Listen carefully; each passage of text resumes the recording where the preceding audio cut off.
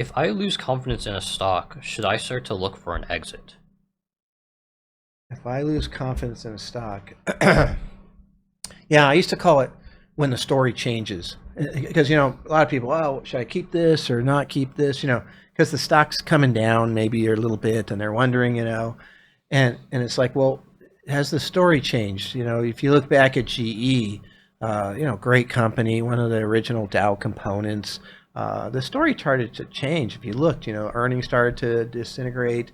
They had high flying units that started to really pull down the company, their financial unit, and what have you. And so, the story changed, and that stock ended up dropping 90% before it finally found its footing and come back around.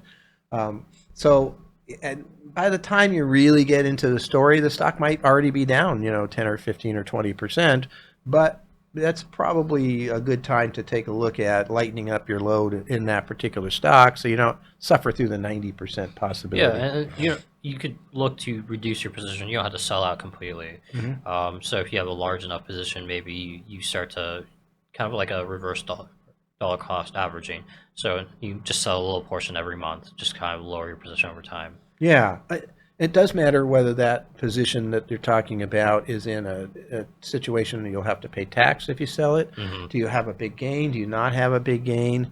Or is it in a retirement plan where there isn't any gain anyway? It could be in a Roth.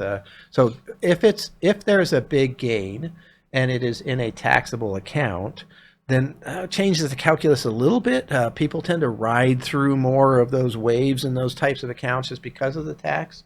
Um, However, the tax isn't that high, and it's pretty easy to lose, more than the tax that you would have paid. So, for example, if I sell $100,000 worth of a stock, and let's say I had a $50,000 cost basis, I have taxes on the other 50,000. Hmm.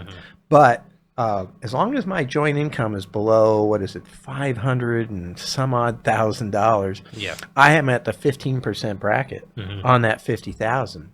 That's pretty good. I'm telling you, historically, capital gains rates are really good right now, and they might not always be this low. So I'm Hmm. not too worried about paying taxes because once I've paid the tax on that whole 100,000, or the extra 50, I don't have to pay it again. Now I've got a cost basis. I can put that somewhere else. Hmm.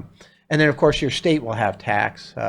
Here in California, it's pretty easy to get into the 9% bracket, Yeah, pretty usually quick. 9% is where majority of the people end up. Yeah, but you could be in a state that doesn't have a state tax and what have you too. But it is something to factor in to, hey, if you lose confidence, how much confidence have you lost and how much are you willing to pay if you have to in terms of Yeah, taxes? and so it may be just you downsize that position. You don't Yeah. actually have to, maybe you're waffling a little bit. So let's maybe drop the position by half or do Yeah. something like that. Right. You still keep some, but then you kind of re-diversify out. Yeah. That's a good question.